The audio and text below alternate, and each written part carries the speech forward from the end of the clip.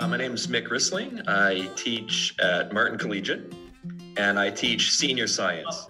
In secondary school, we don't have report cards per se.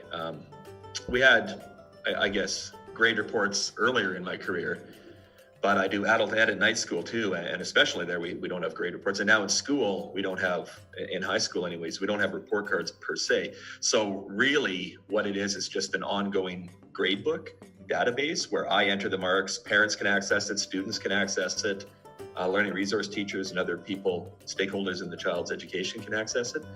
And so report cards per se, I can't really answer to, but in reporting grades, which I think is the core of the question, timely and transparent, I think are the keywords. Getting that information back as soon as possible, and it's really easy, especially in this current Quint model, to wait a day or two, and sometimes that's maybe a day or two too long sometimes. And it's an easy thing to procrastinate because once it's in, it's sort of considered done. And so maybe that's not true for everybody, but I find it pretty easy to procrastinate some of the marking. But keeping it timely, definitely keeping it relevant to the material that's done. More and more, there's been a focus on, and I think correctly, on outcome-based reporting.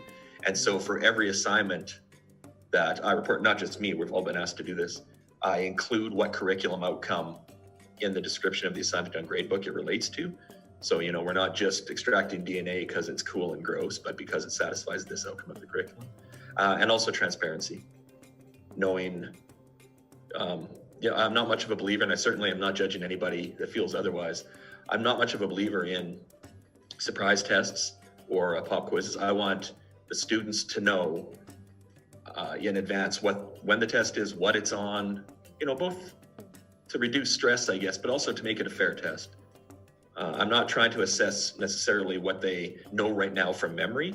I'm trying to assess what they learn. And I think the best way, at least for me, is to sort of give them the time to prepare how to say that. Like for this interview, I prepared my answers to the questions. And I think it's only fair to give the students the opportunity to do the same thing.